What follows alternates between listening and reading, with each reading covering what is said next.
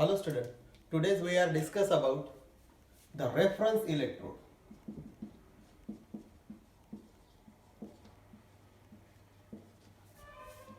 कशाला म्हणतात reference electrode किंवा काय असतो रेफरन्स इलेक्ट्रोड हे बघू आपण. बघा याच्या अगोदर आपण पाहिलं की कोणत्याही रिॲक्शन्स मध्ये किंवा कोणत्याही व्होल्टेज सेल मध्ये तुम्हाला माहिती आहे दोन टाईपचे इलेक्ट्रोड राहते.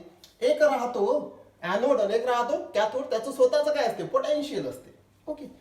मग आपल्याला बघा सपोज जर आपण असं कन्सिडर केलं की आपल्याकडे एक व्होल्टेज सेल आहे. आपल्याला माहिती आहे व्होल्टेज सेल या पद्धतीचे असतात. It is attach to voltmeter and हे जे आहेत हे कशा थ्रू इलेक्ट्रिकल कॉन्टॅक्ट कशा थ्रू असते ऑफकोर्स सॉल्ट ब्रिज. हा आहे सपोज कॅथोड. हा कॅथोड आहे. नेक्स्ट घ्या हा आहे समजा ॲनोड. ठीक आहे. दोन टाईपचे इलेक्ट्रोड्स असतात. आता आपल्याला माहिती आहे की हे जे इलेक्ट्रोड्स आहेत या दोघांच्या पोटॅन्शियलची जर ऍडिशन केली तर मला इथं टोटल पोटेन्शियल मिळते ज्याला मी ई सेल म्हणतो किंवा ईएमएफ ऑफ द सेल म्हणतो. तर ॲनोडचं पोटेन्शियल प्लस कॅथोडचं पोटेन्शियल दोघांच्या पोटेन्शियलची जर मी ऍडिशन केली तर मला काय मिळेल इथं टोटल व्होल्टेज मिळेल. आपल्याला पाहलंय आपण ई सेल वगैरे काय असते किंवा स्टँडर्ड पोटेन्शियल पण आपल्याला माहिती आहे.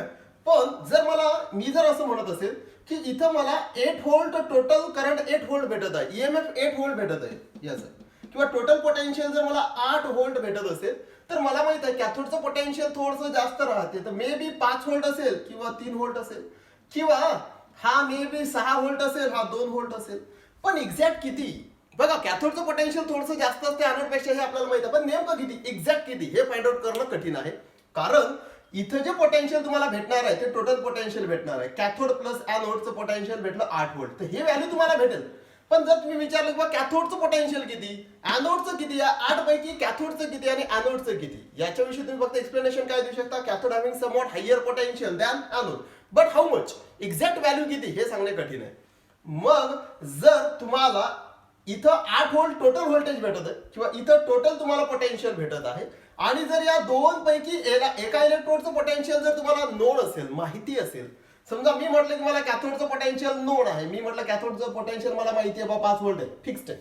बघा कॅथोडचं पोटेन्शियल आणि टोटल पोटेन्शियल आपल्याला मिळते आणि कॅथोडचं पोटेन्शियल मला माहिती आहे 5 व्होल्ट आहे फिक्स्ड आहे. मग मला सांगा ॲनोडचं किती असेल. तुम्ही म्हणता टोटल भेटून राहिला 8 त्याच्यापैकी कॅथोड आहे 5 व्होल्ट मग रिमेनिंग किती असेल 3 व्होल्ट ॲनोड असेल. पण या ॲनोडचं पोटेन्शियल कॅल्क्युलेट करण्यासाठी तुम्हाला एक असा इलेक्ट्रोड घ्यावा लागला की ज्याचं पोटेन्शियल तुम्हाला नोन होतं.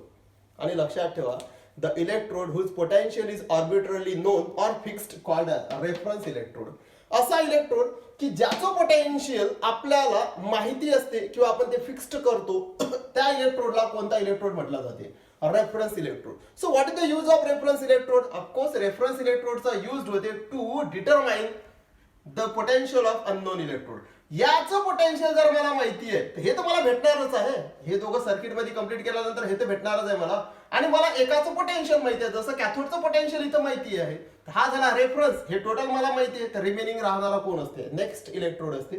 जसं टोटल भेटला 8 व्होल्ट याचा आहे 5 व्होल्ट हा किती असेल 3 व्होल्ट. जर कॅथोडचं पोटेन्शियल मला माहिती आहे 6 व्होल्ट आहे फिक्स्ड आहे हा किती व्होल्ट असेल 2 व्होल्ट असेल कारण टोटल मला मिळणारच आहे. पण लक्षात ठेवा एखाद्या अननोन इलेक्ट्रोडचं पोटेन्शियल जर तुम्हाला कॅल्क्युलेट करायचं असेल तर तुम्हाला एक असा इलेक्ट्रोड घ्यावा लागतो की ज्याचं पोटेन्शियल तुम्हाला माहिती असते. त्याला कोणता इलेक्ट्रोड म्हटलं जाते रेफरन्स इलेक्ट्रोड. जर कोणी विचारलं व्हॉट इज रेफरन्स इलेक्ट्रोड तर काय म्हणसाल बघा व्हॉट इज रेफरन्स इलेक्ट्रोड तर तुम्ही सांगसाल the electrode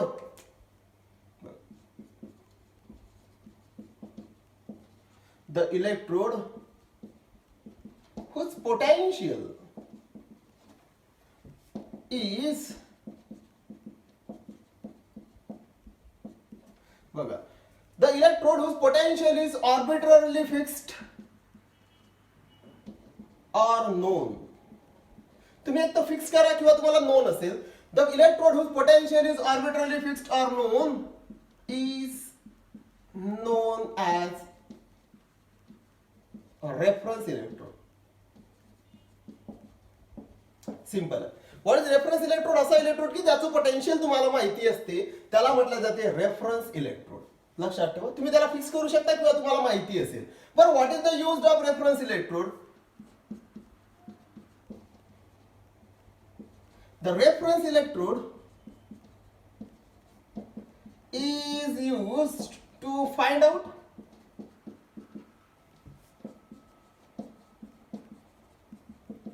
the potential of unknown electrode. लक्षात ठेवा, जर एखादा अननोन इलेक्ट्रोडचं पोटेन्शियल जर तुम्हाला फाइंड आउट करायचं असेल तर तुम्हाला कोणता इलेक्ट्रोड वापरावा लागतो? रेफरन्स इलेक्ट्रोड वापरावा लागतो. So reference electrode is a electrode whose potential is known or arbitrarily fixed and which is used to determine the potential of unknown electrode called as reference electrode. Okay, हा झाला reference electrode. आता हे जे reference electrode आहेत, तर आता reference electrode कोणते असतात किंवा काय असतात बघा. तर रेफरन्स इलेक्ट्रोड हे दोन फॉर्म मध्ये प्रेझेंट आहेत. एक असतो प्रायमरी रेफरन्स इलेक्ट्रोड आणि दुसरा असतो सेकंडरी रेफरन्स इलेक्ट्रोड. बघा, दोन प्रकारचे इलेक्ट्रोड असतात. एक असते प्रायमरी रेफरन्स इलेक्ट्रोड, ज्याचं बेस्ट एक्झाम्पल आहे, माहिती असू द्या, प्रायमरी रेफरन्स इलेक्ट्रोड असते एक, ज्याचं लक्षात ठेवा, प्रायमरी रेफरन्स इलेक्ट्रोड ज्याचं बेस्ट एक्झाम्पल आहे SHE, that is standard hydrogen electrode, जो मी इथे ड्रॉ करून दिलेला आहे. हा it is standard hydrogen electrode, that is SHE. आणि सेकंड असतो सेकंडरी रेफरन्स इलेक्ट्रोड, याचं एक्झाम्पल आहे कॅलोमल इलेक्ट्रोड. बघा, एक आहे हायड्रोजन इलेक्ट्रोड SHE आणि दुसरा आहे कॅलोमल इलेक्ट्रोड. तर आपल्याला काय बघायचं आहे, तर हा जो आहे ना बोर्डचा जो सिलेबस आहे त्याचा महाराष्ट्र बोर्ड मधून सध्या हा नाहीये. ओल्ड सिलेबसला हा होता कॅलोमल इलेक्ट्रोड. आपल्याकडे फक्त एकच इलेक्ट्रोड आहे, that is primary reference electrode. आपण तोच पाहणार, लक्षात ठेवा. पण प्रायमरी रेफरन्स इलेक्ट्रोड काय असतो किंवा रेफरन्स इलेक्ट्रोड काय असतो? असा इलेक्ट्रोड की ज्याचं पोटेन्शियल आपल्याला नोन असते. असे दोन टाइपचे असतात, एक आहे SHE, एक आहे calomel electrode. Calomel electrode is called as secondary reference electrode and it is called as primary reference electrode, that is SHE. तर आपल्या सिलेबसला जो डिटेल आहे तो आहे SHE. तर आपण तोच बघणार. बघा, जो सिलेबसला आहे स्टँडर्ड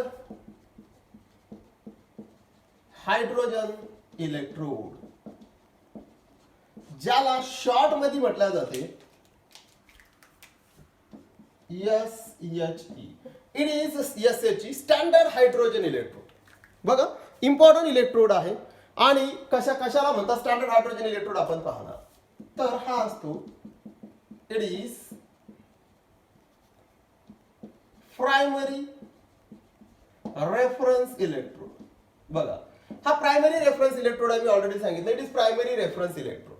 आता रेफरन्स इलेक्ट्रोड म्हणजे ज्याचं पोटेन्शियल तुम्हाला माहिती असते. आता याचं पोटेन्शियल किती घ्यावं लागतं तर बघा, याला म्हटलं it is primary reference electrode whose potential is known and that is 0.0 volt. ज्या इलेक्ट्रोडचं पोटेन्शियल तुम्हाला माहिती असते आणि ते असते 0.0 व्होल्ट. लक्षात ठेवा, 0 व्होल्ट, त्याला कोणता इलेक्ट्रोड म्हणतात? Standard hydrogen electrode. नेहमी लक्षात ठेवायचं, स्टँडर्ड हायड्रोजन इलेक्ट्रोड हा एक प्रायमरी रेफरन्स इलेक्ट्रोड आहे, ज्याचं पोटेन्शियल फिक्स्ड आहे किती? 0 व्होल्ट. म्हणजे हा ऍक्च्युअली काही पोटेन्शियलच नाही देत, 0 व्होल्ट याचं पोटेन्शियल आहे. तर असा इलेक्ट्रोड म्हणजे कोण असतो? Standard hydrogen electrode. याचं सर्वात पहिले असते कन्स्ट्रक्शन. बघा, लिहायचं म्हटलं, एक्सप्लेन करायचं म्हटलं तर कसं लिहायचं ना? First of all construction. Construction मध्ये तुम्हाला काय लक्षात येते? कन्स्ट्रक्शन मध्ये तुम्हाला SHE आहे काय, तर हे जे आहे ना, हा आहे, हे जे तुम्हाला इथं डायग्राम दिसते हे आहे SHE ची. काय कन्स्ट्रक्शन मध्ये नेमकं काय आहे? तर कन्स्ट्रक्शन मध्ये तुमच्या लक्षात येईल इट कंटेनिंग, बघा, it containing platinum plate. He platinum plate आहे, दिसत असेल तुम्हाला. बघा, standard hydrogen electrode, the SHE containing platinum plate which is coated with platinum plate coated with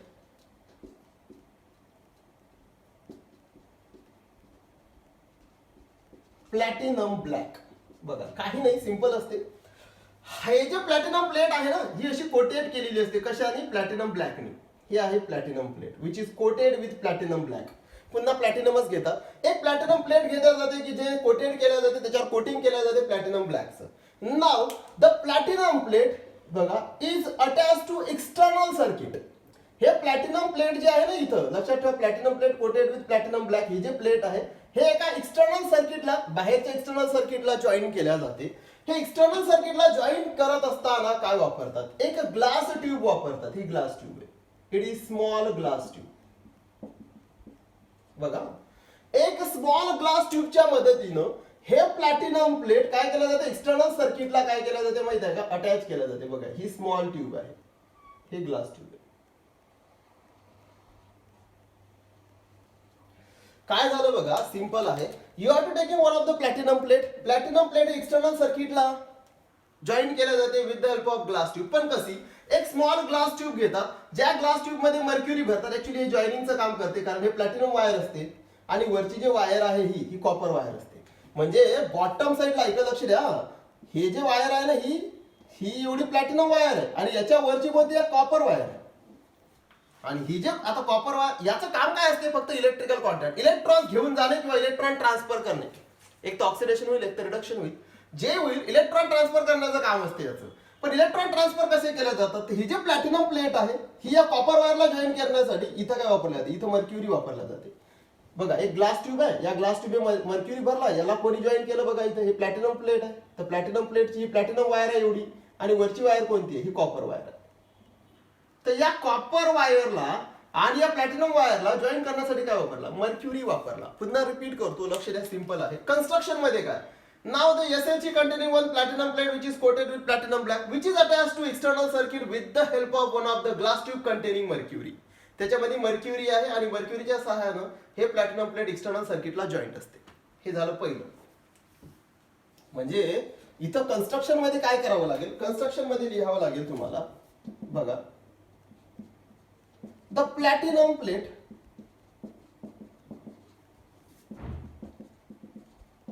which is coated with platinum black. नंतर the platinum plate attached to external circuit. External circuit असेल किंवा जे तुम्हाला दिलं असेल, attach to external volt meter म्हणू शकता किंवा अटॅच टू व्होल्ट मीटर.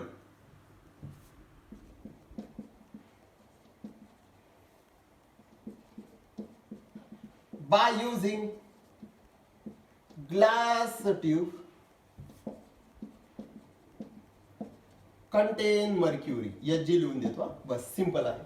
हे जे आहे ना प्लॅटिनम प्लेट, हे एक्सटर्नल सर्किट म्हणा किंवा इकडे व्होल्ट मीटरला अटॅच असेल, ते व्होल्ट मीटरला अटॅच असण्यासाठी कशाने अटॅच झाली, ते एका ग्लास ट्यूबने अटॅच झाली. आणि हे ग्लास ट्यूब मध्ये काय आहे, मर्क्युरी आहे. ठीक आहे, हा झाला एक पॉइंट. कन्स्ट्रक्शन मध्ये दुसरा पॉइंट काय असेल, लक्षात ठेवा. दुसरा पॉइंट हा असेल,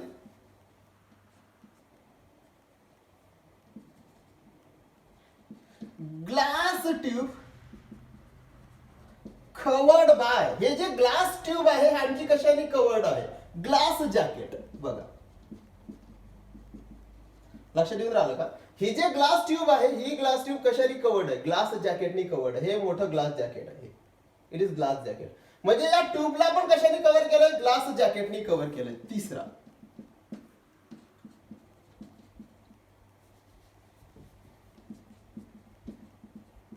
platinum plate deep into 1 molar H positive ion solution. Generally हे कोणतं सोल्युशन असते, HCl सोल्युशन. काय केलं, ही जे प्लॅटिनम प्लेट आहे कशामध्ये इमर्स्ड आहे, कशामध्ये डीप आहे, म्हणजे हा platinum plate dip into H plus ion solution. 1 मोलरचं the platinum plate dip into 1 molar H positive ion solution. हे जनरली काय असते, HCl असते. जनरली याच्यामध्ये हे जे सोल्युशन आहे HCl चं, that is H positive ion solution आहे, ज्याच्यामध्ये H प्लस असेल. किती मोलरचं आहे, 1 मोलरचं आहे, त्याच्यामध्ये डीप आहे. हे जे रेड कलरचं सोल्युशन तुम्हाला इथे दिसत आहे, कन्सिडर करा it is H plus ion solution. नंतर नेक्स्ट काय, कन्स्ट्रक्शन आहे. आता लक्ष द्या, the pure and dry H2 gas with 1 atm pressure is bubble in H plus ion solution. बस लक्षात ठेवा, कन्स्ट्रक्शन आहे. कन्स्ट्रक्शन मध्ये काय लिहिसाल लक्षात ठेवा. इन केस ऑफ कन्स्ट्रक्शन किंवा या एसएचच्या कन्स्ट्रक्शन मध्ये काय करावं लागते, एकदम सिंपल आहे. वन प्लॅटिनम प्लेट घ्यायची which is coated with platinum black which is attach to external circuit that is voltmeter with the help of glass tube which containing mercury. Next one, याच्यामध्ये हे जे लक्षात ठेवा, इथे जे ग्लास ट्यूब आहे, ही glass tube it is covered with glass jacket. हे ग्लास जे ट्यूब आहे, छोटी ग्लास ट्यूब हे कशाने कवर्ड आहे? ग्लास जॅकेटने आहे. बरं, इथं ग्लास जॅकेट का वापरलं जाते? कारण आपल्याला या ग्लास जॅकेट मधून इथून pure and dry hydrogen gas with 180 M pressure आपल्याला याच्यातून पास करावा लागतो, बबल करावा लागतो या सोल्युशन मध्ये. इथं जे सोल्युशन वापरल्या जाते त्याच्यामध्ये प्लॅटिनम प्लेट ज्याच्यामध्ये ऍड आहे, इमर्स राहते कोणता? H+ आयॉन सोल्युशन आहे. म्हणजे सिंपल आहे. हायड्रोजन इलेक्ट्रोड कन्स्ट्रक्ट करताना तुम्हाला काय करावं लागते? एक बीकर घ्या, त्याच्यामध्ये HCl चं सोल्युशन टाका आणि त्याच्यामध्ये हा ग्लास जॅकेट टाका आणि त्याच्यातून हायड्रोजन गॅस याच्यामध्ये पास करा, बबल करा. बस, हे झालं construction. It is all about the construction of ESAG. आता कन्स्ट्रक्शन जर तुमच्या लक्षात आलं असेल तर वर्किंग कसं करते, वर्किंग काय आहे आपल्याला पाहावं लागेल. कन्स्ट्रक्शन झालं, याच्यानंतरच ती वर्किंग. वर्किंग सिंपल आहे. बघा, the SHE acts as a anode or cathode. बघा, वर्किंग आहे. हा जो SHE आहे ना, हा काय म्हणून ऍक्ट होते म्हणते वर्किंग मध्ये? The SHE standard hydrogen electrode acts as a anode और cathode with fixed potential that is 0.000 volt. बघा, हे महत्वाचं आहे. 0.000 किंवा 0.0 व्होल्ट. म्हणजे याचा अर्थ काय? वर्किंग जर म्हणत असाल तर हा जो SHE आहे हा रेफरन्स इलेक्ट्रोड आहे आणि याचं पोटेन्शियल फिक्स्ड असते किती? 0.0 व्होल्ट. आणि हा काय म्हणून ऍक्ट होते? It acts as a anode और कॅथोड म्हटलं मी. हा एनोड पण ऍक्ट होते, कॅथोड पण ऍक्ट होईल. पण आता मेन प्रश्न आहे की सर, जर तुम्हाला वाटत असेल की हा एनोड केव्हा ऍक्ट होईल तर, किंवा हा कॅथोड केव्हा ऍक्ट होईल, तर मी एक साधं सांगतो. बघा, याचं पोटेन्शियल फिक्स्ड आहे 0 व्होल्ट. जर तुम्ही असा इलेक्ट्रोड घेतला की ज्याचं पोटेन्शियल या SHE पेक्षा जास्त आहे, ज्याचं पोटेन्शियल समजा 1.2 व्होल्ट आहे, एक असा इलेक्ट्रोड घेतला की ज्याचं पोटेन्शियल 1.2 व्होल्ट आहे, हा जो इलेक्ट्रोड आहे कॅथोड असेल तर हा एनोड असेल, कारण कॅथोडचं पोटेन्शियल जास्त पाहिजे. किंवा तुम्ही असा इलेक्ट्रोड घेतला की ज्याचं पोटेन्शियल -1.2 व्होल्ट आहे, बघा याच्यापेक्षा कमी आहे, तर हायड्रोजन इलेक्ट्रोड जो आहे ना तो कॅथोड ऍक्ट होईल. एक साधं सांगू का? असा इलेक्ट्रोड की ज्याचं पोटेन्शियल हायड्रोजन पेक्षा जास्त असेल तर हायड्रोजन तिथे एनोड असेल. असा इलेक्ट्रोड घेतला की ज्याचं पोटेन्शियल हायड्रोजन पेक्षा कमी आहे तर हायड्रोजन हा कॅथोड म्हणून ऍक्ट होईल. So it acts as a cathode as well as anode. ठीक आहे, हे झालं मेन वर्किंग. वर्किंग मध्ये मेन आणखी पाहावं लागतं तुम्हाला की बघा, if SHE acts as a कोण घेतात? एनोड. बघा, if SHE acts as a anode, जर हा SHE एनोड म्हणून ऍक्ट झाला तर याच्यावर कोणत्या रिएक्शन होतील? If SHE acts as a anode, तर तुम्हाला माहिती आहे रिएक्शन काय असेल? काय रिएक्शन असेल? If it acts as a SHE acts as a anode. हा जर एनोड म्हणून ऍक्ट होईल तर ऑफकोर्स याच्यावर ऑक्सिडेशन होणार आहे.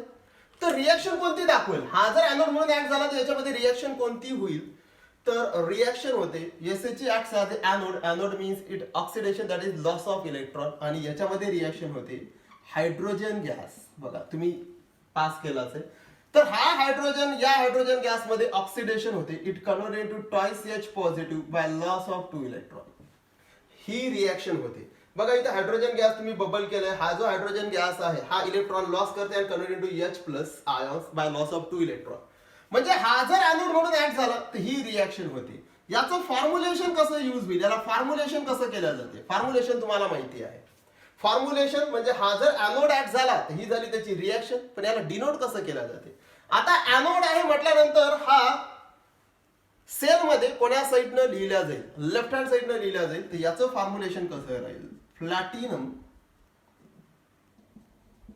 हायड्रोजन गॅस हा सॉलिड आहे, देन किती 180 M pressure and then H+ ion. बघा, हा असा फॉर्म्युलेट केला जातो.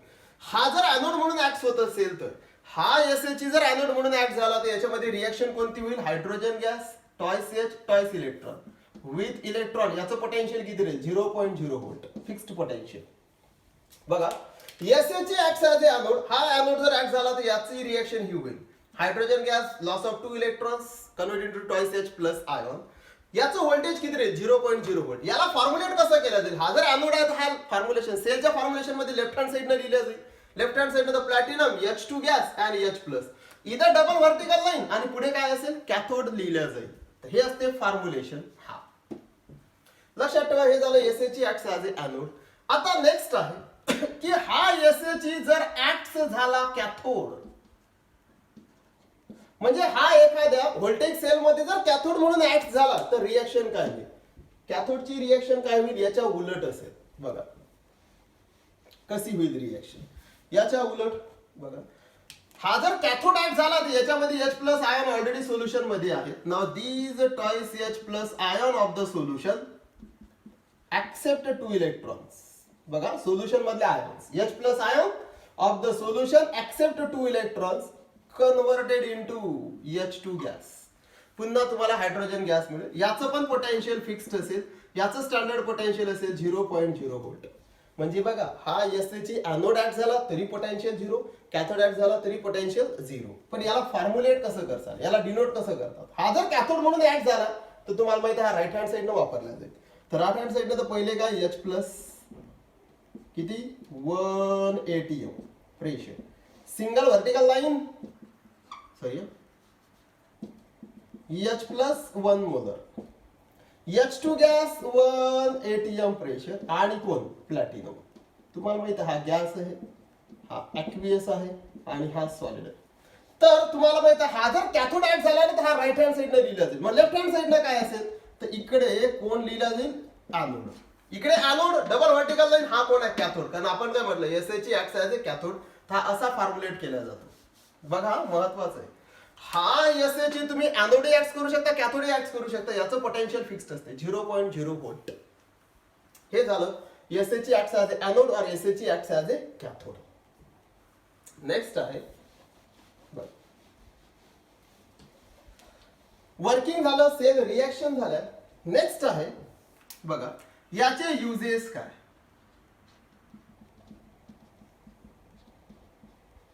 It is used to determine potential of unknown electrode. बघा एखाद्या इलेक्ट्रोड अननोन इलेक्ट्रोडचं पोटेन्शियल फाइंड आउट करण्यासाठी हा एसएच वापरला जाते. बरं वापरसाल कसा, हा एसएच कसा वापरला जाईल ते याचं बेस्ट एक्झाम्पल सांगतो मी तुम्हाला. बघा हा तर युजेस आहे, कसा यूज केला जाईल लक्ष द्या. हा एनोड पण ऍक्ट होते, हा कॅथोड पण ऍक्ट होते. लक्ष द्या, सपोज हा तर एसएच आहे, मी हा अटॅच केला. बघा इकडे आणखीन एक बिकर ड्रॉ करून देतो तुम्हाला, थोडस डायग्राम मोठी दिसेल आता पण समजून घ्या.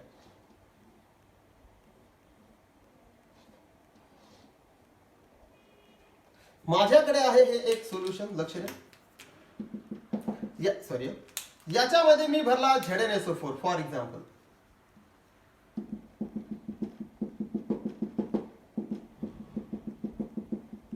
इथं भरला मी ZnSO4, इथं भरला मी ZnSO4 आणि हा जो इलेक्ट्रोड आहे सपोज हा असेल झिंक इलेक्ट्रोड आणि हा जो ZnSO4 आहे ना, मला याचं पोटेन्शियल कॅल्क्युलेट करायचं आहे, झिंक इलेक्ट्रोडचं पोटेन्शियल कॅल्क्युलेट करायचं आहे. मी याला कशाला अटॅच करू? याला अटॅच केलं मी या व्होल्ट मीटरला. हे बघा या व्होल्ट मीटरला मी अटॅच केलं. बघा महत्वाचं आहे. तर हा कोण आहे? हा एसएच आहे, that is standard hydrogen electrode. हा कोण आहे? हा झिंक इलेक्ट्रोड आहे. आता मला पाहिजे स्टँडर्ड E0. मी कसा फाइंड आउट करेल तर E0 इक्वल टू, बघा आता काय होईल इकडे लक्ष द्या, माझ्याकडे असेल E0 sale equal to E0 cathode कोण आहे? एसएच आहे, तर E0 hydrogen electrode minus E0 कोण आहे? Zinc electrode. Zn कोण आहे? एनोड आहे. हायड्रोजन काय आहे? कॅथोड आहे. आता इकडे लक्ष द्या, E0 सेल इक्वल टू, आता इकडे फार महत्वाचं आहे, इथं जे बघा आता E0H2 म्हणजे हा जर कॅथोड ऍड झाला, मी बघा एका सेल मध्ये कन्स्ट्रक्ट केलेला, डॅनियल सेल मध्ये कन्स्ट्रक्ट केलं, व्होल्टेज सेल मध्ये मी याला कन्स्ट्रक्ट केलं, तर SH इथं आहे E0SH, तर आपल्याला माहिती आहे E0SH म्हणजे E0S2 फिक्स्ड आहे, दॅट इज 0.0 मायनस काय असेल E0ZL. म्हणजे आता याचा अर्थ हे जर 0 आहे तर हे झाली व्हॅल्यू, म्हणजे याचा अर्थ काय, इथं जे व्होल्टेज भेटेल हे व्होल्टेज फक्त आणि फक्त कोणाचं असेल, झिंकचं असेल. म्हणजे इथं जर समजा मला भेटला फॉर एक्झाम्पल, मला इथं भेटलं फॉर एक्झाम्पल 0.87 व्होल्टेज मला इथं भेटलं 0.87, तर मी काय म्हणणार हे 0.87 व्होल्टेज फक्त आणि फक्त कोणाचं आहे, झिंकचं आहे, कोणाचं नाही, हायड्रोजनचं नाही. कारण हायड्रोजन जरी मी इथं यूज केला तरी हायड्रोजनचं पोटेन्शियल 0 आहे. जर हायड्रोजनचं पोटेन्शियल 0 आहे तर इथं आलेलं हे जे पोटेन्शियल असेल हे फक्त आणि फक्त कोणाचं आहे, झिंकचं आहे. तर किती असेल ते, तर मायनस ZL आला तर हे जे पोटेन्शियल असेल हे मायनस असेल, म्हणजे झिंकचं पोटेन्शियल मला भेटेल, zinc potential is minus 0.87 volt. पण मी काय म्हणतो की हा हायड्रोजन इलेक्ट्रोड काय म्हणून ऍक्ट झाला, हायड्रोजन इलेक्ट्रोड काय ऍक्ट झाला, to determine, it is act as a reference electrode to determine the potential of another unknown electrode. या झिंकचं पोटेन्शियल जर मला काढायचं असेल तर इथचं पोटेन्शियल म्हणजे झिंकचं पोटेन्शियल असेल, कारण याचं फिक्स्ड आहे. हे फक्त झिंकच्या संदर्भात नाही झालं, तुम्ही कोणताही इलेक्ट्रोड घेऊ शकता. बघा मी असा इलेक्ट्रोड घेतला इथं की हा असेल, बघा हा असेल फ्ल्युरिन गॅस इलेक्ट्रोड. आता गॅस असेल त्याच्यात प्लॅटिनम वायर असेल, याच्यात फ्ल्युरिन गॅस भरला असेल, आणि इथं असेल एखादा HFचं सोल्युशन फॉर एक्झाम्पल. मी इथं घेतला फ्ल्युरिन गॅस इलेक्ट्रोड, हा फ्ल्युरिन गॅस इलेक्ट्रोड आहे, it is attach to SH.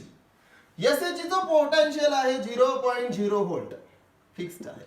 तर आणि इथं मला भेटलं व्होल्टेज भेटलं 2.7 व्होल्ट. तर मी काय म्हणणार, हे जे 2.7 व्होल्ट जे असेल हे टोटल पोटेन्शियल कोणाचं असेल, हे टोटल पोटेन्शियल या फ्ल्युरिनचं आहे. इकडे लक्ष द्या, जर मला इथं 2.7 व्होल्ट पोटेन्शियल भेटत असेल तर हे पोटेन्शियल फक्त आणि फक्त या अननोन इलेक्ट्रोडचं आहे, कारण SH फिक्स्ड आहे किती, 0. कारण तुम्हाला माहित आहे इथं जे पोटेन्शियल भेटते या दोघां मिळून भेटते, दोघांपैकी हा फिक्स्ड आहे, हा किती आहे 0 व्होल्ट. तर हे जे पोटेन्शियल असेल हे टोटल कोणाचं असेल, अननोन इलेक्ट्रोडचं असेल. आता इथं SH काय म्हणून ऍक्ट होईल, एनोड की कॅथोड, हे कसं लक्षात ठेवू सर. इथं घेतणारा इलेक्ट्रोड हा अननोन इलेक्ट्रोड चं पोटेन्शियल जर 0.0 पेक्षा जास्त आलं, समजा मी म्हटलं की बा इथं फ्ल्युरिनचं पोटेन्शियल आलं 2.7 व्होल्ट पॉझिटिव्ह, तर हा झाला कॅथोड, तर हा झाला एनोड. का बरं एनोड ऍक्ट झाला, कारण याचं पोटेन्शियल 0.0 व्होल्ट आहे, इथचा फ्ल्युरिनचं किती आलं 2.7 व्होल्ट आलं, तर हा आहे कॅथोड, हा आहे एनोड. जर इथं मी असा इलेक्ट्रोड घेतला की जो झिंक आहे, ज्याचं पोटेन्शियल भेटलं होतं 0.87 व्होल्ट, जर हा झिंक 0.87 व्होल्ट म्हणजे याचं पोटेन्शियल 0.0 पेक्षा कमी आहे, तर हा झाला एनोड, हा झाला कॅथोड.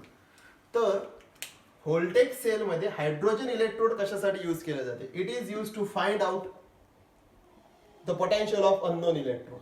आणि SH काय म्हणून ऍक्ट होते, it may be act as a anode, it may be act as a cathode. ठीक आहे, तर हे महत्वाचे आहे. चला हे झालं SH बद्दल. याचे ड्रॉबॅक्स पण आहेत, लक्षात ठेवा. याचे ड्रॉबॅक्स काय आहेत, या SH चे ड्रॉबॅक्स पण आहेत. बघा काय, it is not easy to taking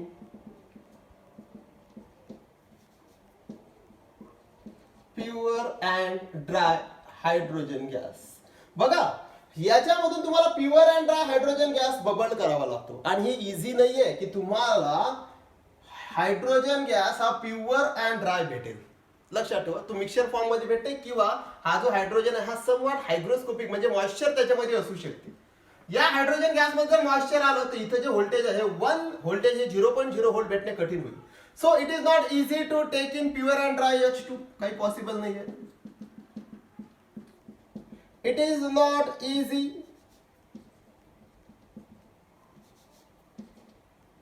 बघा, it is not easy to handle. हा जो आहे इलेक्ट्रोड, हा इलेक्ट्रोड हँडल करणं पण एवढं सोपी नाहीये. हँडल अँड ट्रान्सपोर्ट म्हणतात त्याला, हँडल ही चालेल किंवा ट्रान्सपोर्ट म्हणा. हा जो इलेक्ट्रोड आहे ना, हा इलेक्ट्रोड हँडल करणं एवढं सोपं नाहीये, कारण याचा हा पार्ट वेगळा आणि वरचा पार्ट वेगळा आहे. याला हँडल करणं किंवा याला फिक्स एका जागी ठेवणंही सोपं नाहीये. म्हणजे it is not easy to handle and transport. याला एका ठिकाणून दुसऱ्या ठिकाणी न्यायचं असेल तर गडबड होऊ शकते. So it is not easy to handle. नंतर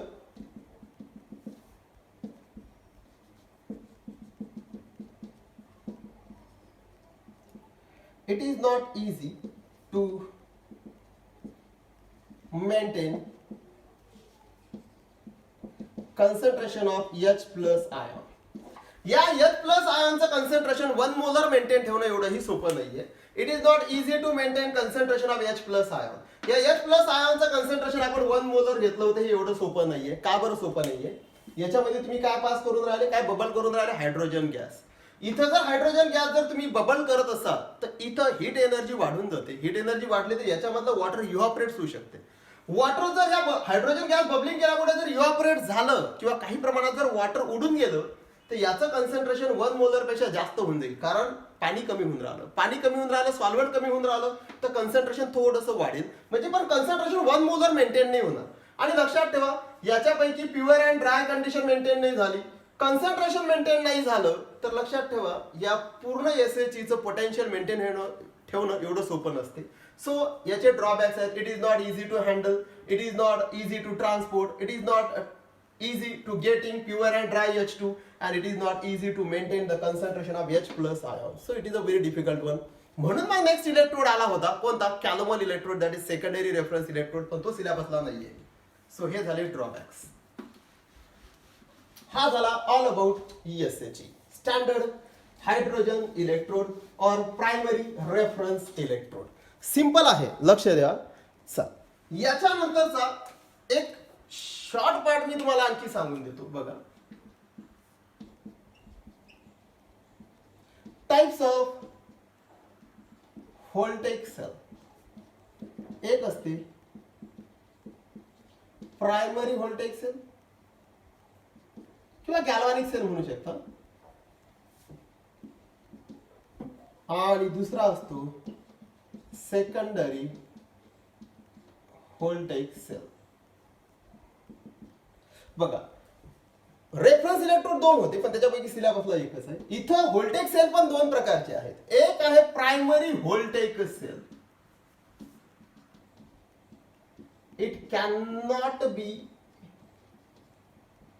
रिचार्ज. एक्झाम्पल आहे ड्राय सेल किंवा लेक्लांचे सेल म्हणतात त्याला. ड्राय सेल किंवा लेक्लांचे सेल. आणि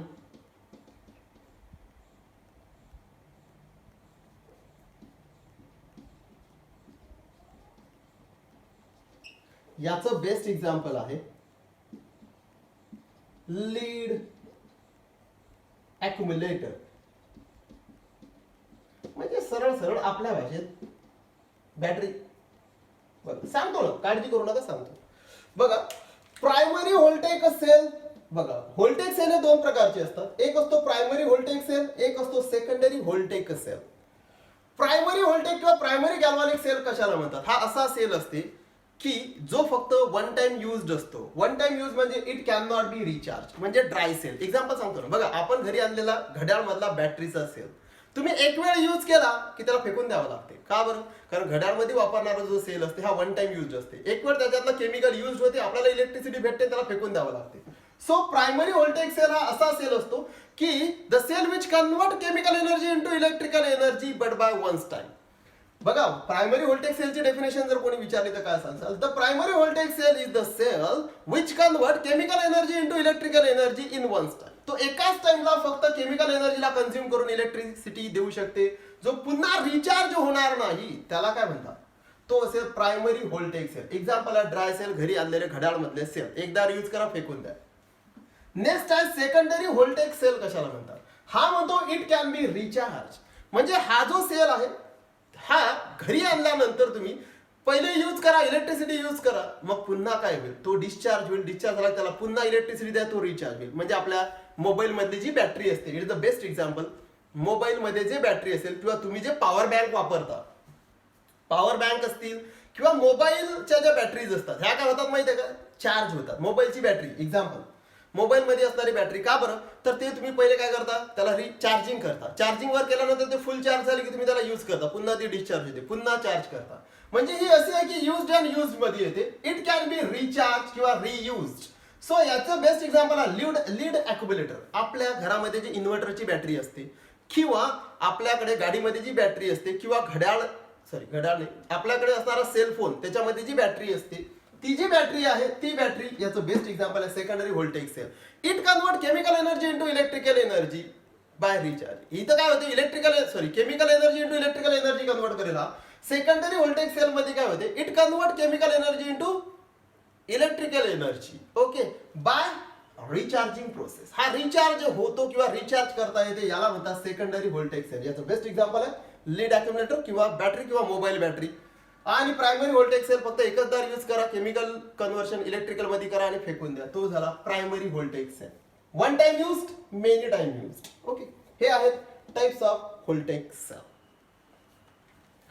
याच्यानंतर बघा आपल्या सिलेबसला एक इलेक्ट्रोकेमिकल सिरीज येते.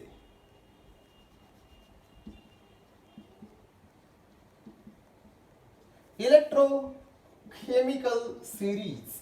आता इलेक्ट्रोकेमिकल सिरीज काय असते? The series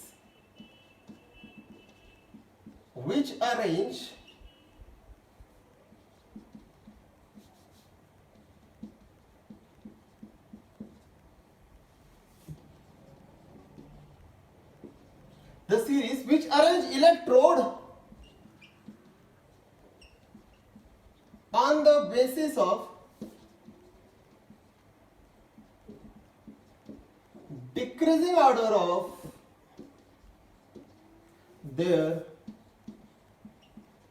standard reduction potential. The series which arrange electrodes on the basis of decreasing order of their standard reduction potential, called as electrochemical series. बघा, ही सिरीज अशी सिरीज आहे की या series मध्ये तुम्हाला इलेक्ट्रोड्स अरेंज करायचे आहेत. The series which arrange the electrodes on the basis of decreasing order of their standard reduction potential. म्हणजे या सिरीज मध्ये तुम्हाला असे इलेक्ट्रोड्स अरेंज करायचे आहेत की ज्याची डिक्रीजिंग ऑर्डर असायला पाहिजे स्टँडर्ड रिडक्शन पोटेन्शियलची. म्हणजे याचा अर्थ काय होतो मी तुम्हाला सांगतो. ही अशी सिरीज आहे की याच्यामध्ये तुम्ही इलेक्ट्रोड्स काय करावे लागतात, तुम्हाला अरेंज करावे लागतात. याच्यामध्ये पहिला जो इलेक्ट्रोड्स आहे ना तो आहे फ्ल्युरिन इलेक्ट्रोड्स, ज्याचं स्टँडर्ड पोटेन्शियल बघा इथं लिहून देतो इलेक्ट्रोड, समजून घ्या, आणि इथं आहे याचं पोटेन्शियल. हे जे पोटेन्शियल आहे ना हे स्टँडर्ड पोटेन्शियल आहे. इथं जे पोटेन्शियल कॅल्क्युलेट केलं गेलं ना तर कन्सन्ट्रेशन कन्सिडर केलं गेलं 1 मोलर, प्रेशर कन्सिडर केलं गेलं 1 atm, आणि इथं कन्सन्ट्रेशन, प्रेशर आणि टेम्परेचर कन्सिडर केलं गेलं 25 डिग्री सेल्सिअस, कारण हे स्टँडर्ड सिरीज आहे. तर इथं पहिला जो इलेक्ट्रोड आहे ना तो आहे फ्ल्युरिन इलेक्ट्रोड, ज्याचं पोटेन्शियल आहे 2.7 व्होल्ट, नियर अबाउट एक्झॅक्ट नाही. त्याच्यानंतर काही इलेक्ट्रोड्स पुट केला गेले, जसं सिल्वर असेल, प्लॅटिनम असेल, वगैरे वगैरे वगैरे. त्याच्यानंतर आला हायड्रोजन इलेक्ट्रोड. हा जो हायड्रोजन आहे याचं पोटेन्शियल आहे 0.0 व्होल्ट. याच्यानंतर झिंक वगैरे वगैरे जे आहेत इलेक्ट्रोड हे पुट केले गेले, झिंक इलेक्ट्रोड, याचं पोटेन्शियल आहे -0.27 व्होल्ट वगैरे वगैरे. बघा हे एक्झॅक्ट नाही, हे लक्षात ठेवा. ही अशी सिरीज आहे की या सिरीज मध्ये इलेक्ट्रोड्स अरेंज केले. बघा सर्वात वर असा इलेक्ट्रोड अरेंज केला की ज्याचं स्टँडर्ड रिडक्शन पोटेन्शियल किती आहे 2.7. म्हणजे याचा अर्थ काय, हा फ्ल्युरिन अकॉर्डिंग टू आयपीसी सिस्टीम तुम्हाला माहितीच आहे, हा फ्ल्युरिन जर कॅथोड म्हणून ऍक्ट होत असेल आणि याच्यामध्ये जर रिडक्शन प्रोसेस होत असेल, जर याची रिएक्शन लिहायची असेल तर रिडक्शन प्रोसेस होईल twice fluorine negative accept 2 electron converted into F2. म्हणजे हा फ्ल्युरिन जर रिडक्शन प्रोसेस मध्ये भाग घेत असेल तर याचं पोटेन्शियल किती असते 2.7 व्होल्ट असते. हा हायड्रोजन इलेक्ट्रोड जो आपण लिहिला होता आता SHE, याच्यामध्ये जर रिडक्शन प्रोसेस होत असेल तर रिडक्शन म्हणजे हा कॅथोड म्हणून ऍक्ट होत असेल तर याचं पोटेन्शियल असते 0.0 व्होल्ट. हा झिंक जर अशी प्रोसेस दाखवत असेल Z N di positive accept 2 electrons convert into Z N म्हणजे रिडक्शन मध्ये भाग घेत असेल म्हणजे हा झिंक जर कॅथोड म्हणून ऍक्ट होत असेल तर याचं पोटेन्शियल असते -0.27 व्होल्ट. आठवते तुम्हाला मी ऑलरेडी सांगितलं होतं तुम्हाला की हे इलेक्ट्रोकेमिकल सिरीज अशी सिरीज असते की ज्या सिरीज मध्ये इलेक्ट्रोड हे डिक्रीजिंग ऑर्डर नुसार अरेंज असतात त्याच्या स्टँडर्ड रिडक्शन पोटेन्शियल. याचा अर्थ IUPAC ने ह्या ज्या व्हॅल्यू दिलेल्या आहेत ह्या सर्व व्हॅल्यू ज्यावेळेस हे इलेक्ट्रोड काय म्हणून ऍक्ट होतात कॅथोड म्हणून ऍक्ट होतात तेव्हा दिलेल्या व्हॅल्यूज आहेत. आणि या सिरीजला कोणती सिरीज म्हणतात? Electrochemical series. ही अशी सिरीज असते की या सिरीज मध्ये इलेक्ट्रोड्स हे त्याच्या डिक्रीजिंग ऑर्डर नुसार अरेंज असतात. कोणती डिक्रीजिंग ऑर्डर? कशाची डिक्रीजिंग ऑर्डर? स्टँडर्ड रिडक्शन पोटेन्शियलची डिक्रीजिंग ऑर्डर. म्हणजे याचा अर्थ काय? या सिरीज मध्ये जो सर्वात टॉपला असेल जसं फ्ल्युरिन आहे हा काय आहे? हा बेस्ट कॅथोड म्हणून ऍक्ट होईल कारण याची व्हॅल्यू नेहमी हायर असेल. हा बेस्ट कॅथोड आहे. हा जर बेस्ट कॅथोड आहे हा कोणता एजंट आहे सांगा बरं? It is the best oxidising agent. Why it is best oxidising agent? कारण याच्यामध्ये कोणती प्रोसेस होत आहे? रिडक्शन चांगलं होणार. रिडक्शन काय होणार? तर याचं पोटेन्शियल जास्त आहे. तर लक्षात ठेवा ज्याचं पोटेन्शियल जास्त तो आपण कॅथोड म्हणून घेत असतो. का बरं? रिएक्शन स्पॉन्टेनियस झाल्या पाहिजेत. आठवते? तर मी जर तुम्हाला इथं तिघ जण आहेत आणि तिघांपैकी जर मी म्हटलं की या दोघांची मला जोडी बनवायची आहे तर मला हायड्रोजनचं पोटेन्शियल पाहावं लागेल 0 व्होल्ट. हा ऍनोड होईल हा कॅथोड होईल. या दोघांमध्ये जर मी कंपॅरिझन केलं तर हायड्रोजन कॅथोड होईल हा ऍनोड होईल. का बरं? इलेक्ट्रोकेमिकल सिरीज तुम्हाला काय सांगते कोण ऍनोड आणि कोण कॅथोड. जसं ज्याचं पोटेन्शियल जास्त तो कॅथोड ज्याचं पोटेन्शियल कमी तो ऍनोड. या दोघांच्या कम्पेअर मध्ये याचं पोटेन्शियल जास्त आहे हा कॅथोड तर हा ऍनोड बनेल. पण इथे जी व्हॅल्यू दिली ही कॅथोड म्हणूनच दिली. तुम्हाला रिव्हर्स करावं लागते. आपण फॉर्म्युलाच बदललेला आहे. प्रश्नच नाही येतो. पण हे लक्षात ठेवा या सिरीज विषयी तुम्हाला जर विचारलं तर काय सांगाल? What is electrochemical series? The series in which the electrodes are arranged on the basis of decreasing order of their standard reduction potential called as electrochemical series. आणि जो वरचा आहे फ्ल्युरिन याची रिडक्शन पोटेन्शियलची व्हॅल्यू सर्वात जास्त म्हणजे हा बेस्ट कॅथोड म्हणून ऍक्ट होऊ शकते. बेस्ट कॅथोड म्हणजे याच्यामध्ये रिडक्शन चांगल्या पद्धतीने होणार. रिडक्शन चांगल्या पद्धतीने होणार म्हणजे हा बेस्ट ऑक्सिडायझिंग एजंट आहे. तर लक्षात ठेवा हा बेस्ट ऑक्सिडायझिंग एजंट आहे. तर सर्वात लास्ट मी इथे झेडन दाखवला हा कोण असेल? याची रिडक्शन पोटेन्शियलची व्हॅल्यू सर्वात कमी या तिघांमध्ये. याची रिडक्शन पोटेन्शियलची व्हॅल्यू सर्वात कमी म्हणजे ऍनोड म्हणून ऍक्ट होईल चांगल्या पद्धतीनं. हा जर ऍनोड म्हणून ऍक्ट होत असेल तर याच्यावर ऑक्सिडेशन इझिली होईल. याच्यावर ऑक्सिडेशन हा एजंट कोणता? It is best reducing agent. तर लक्षात ठेवा याच्यामध्ये हा असतो बेस्ट ऑक्सिडायझिंग एजंट तर बॉटमचा असतो बेस्ट रिड्युसिंग